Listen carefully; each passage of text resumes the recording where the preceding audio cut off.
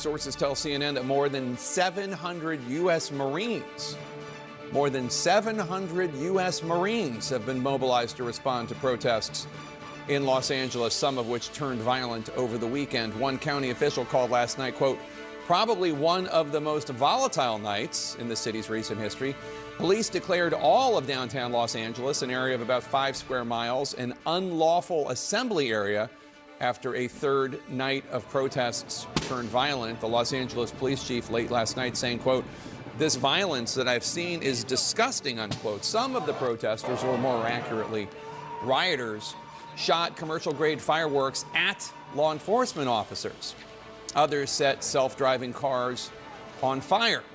CNN witnessed police using flashbangs and tear gas to disperse crowds. Police arrested 27 people just yesterday alone. All of this started on Friday. That's when Immigration and Customs Enforcement, or ICE, conducted workplace raids in L.A. The Department of Homeland Security said operations in L.A.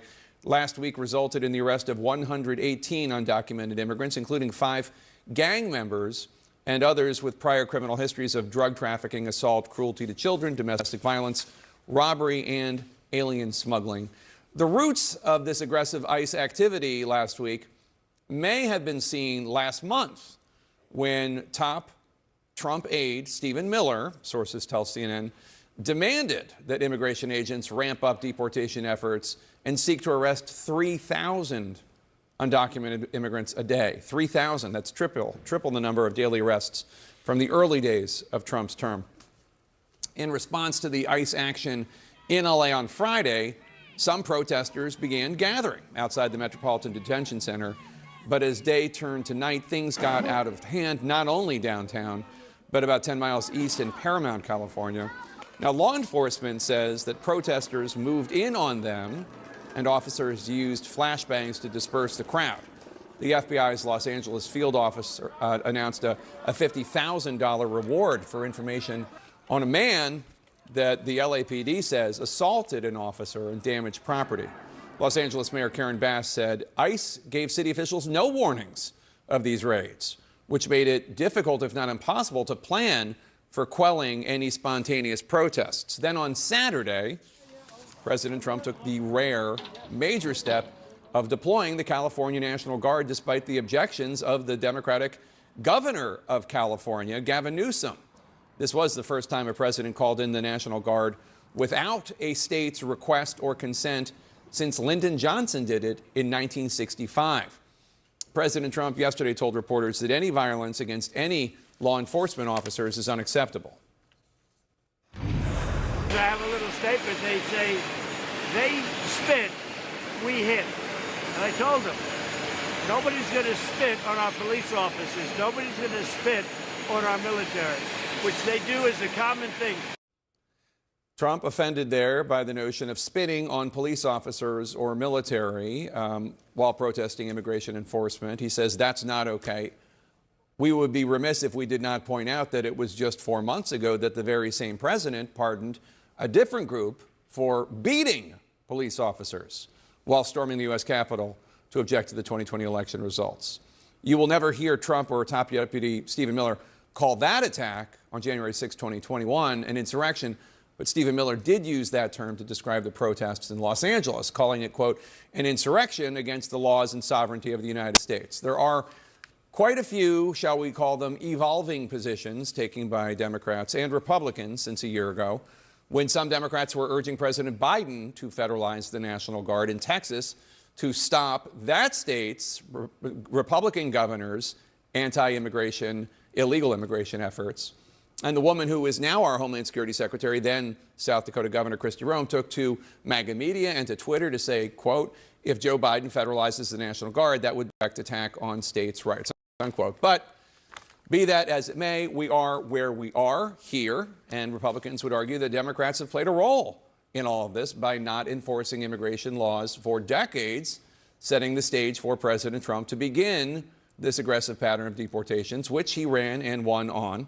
A new CBS News poll taken before the ICE action in Los Angeles finds that 55% of the Americans polled approve of the goals of Trump's deportation program, but 56% are not sold on the approach he is using to carry it out. CNN's Kyung La is on the ground in Los Angeles for us now with all the latest on how Governor Newsom today is firing back against Trump's actions.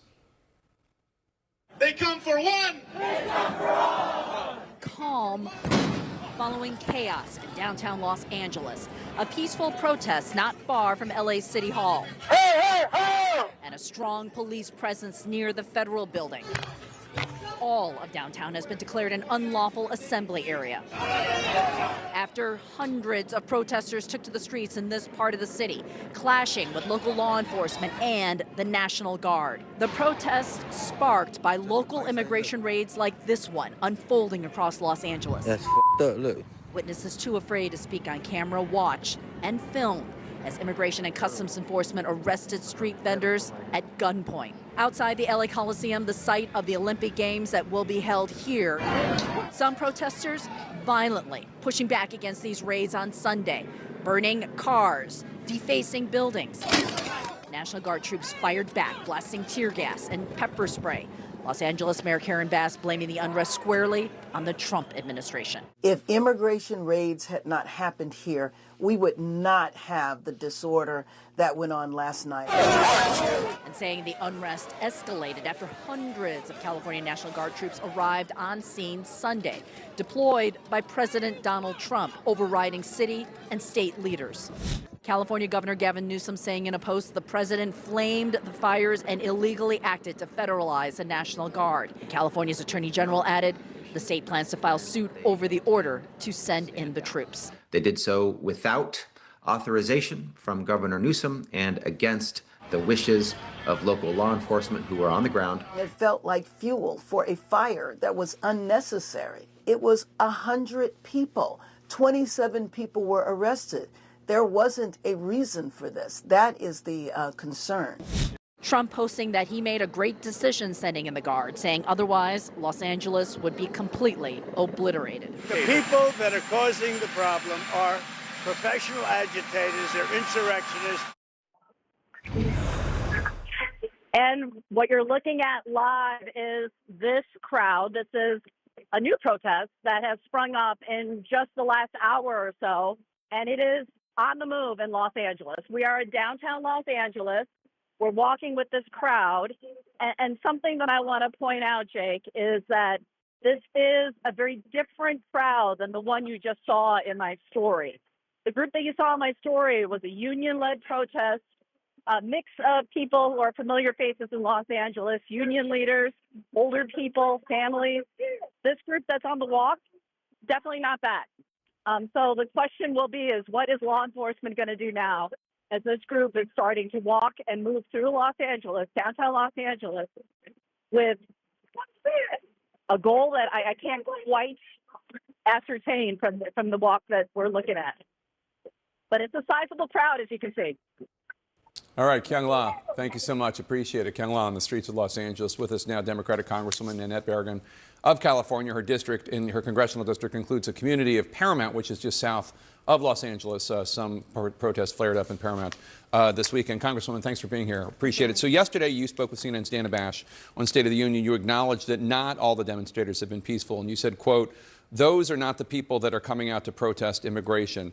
So who do you think the people who are not peaceful are? Are they outside agitators, as President Trump says? They definitely could be. We've certainly heard some could be anarchists, people who are looking for trouble. People are just, you know, in the evenings looking for some trouble to make. So I don't think those are the people that are out to protest the mass deportations. And that's what you're seeing. You're seeing people angry that you're having mass deportations happening in Los Angeles after months of seeing this administration send ICE agents to hospitals to wait for women to have labor, sitting there in the labor department to separate their kid and try to deport the mother, to schools to take kids, and of course now just rounding up people. There is no targeted enforcement. We know they're going to like Home Depot lots to look for people who are looking for jobs. They're not criminals, and that is the outrage that you're seeing. And I think that if ICE left, I think if the National Guard left, you would see this all die down. There is a way to do immigration enforcement. It's been done before. This is just the president's way to escalate things, to cause tension. And I think really to distract what's happening in Washington on all the failures, whether it's the economy tanking, whether prices going up, whether the millions he's going to take away from healthcare. This is the master in a show, and this is what he wanted. I want to get to that in a second, but just in point of fact, you said they're not criminals. If somebody from the Trump administration were here, they'd say they may not be violent criminals, but if they're in this country illegally, they're criminals.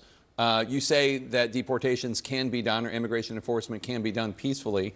What's the way to do it peacefully if not raiding places where undocumented folks are? I mean, the position of the Trump administration would be if you're not in this country legally, you shouldn't be in this country. I mean, that's what they would argue. And this is a misconception that if you're in this country illegally, that you're a criminal, because it's a civil matter. It's not a criminal matter.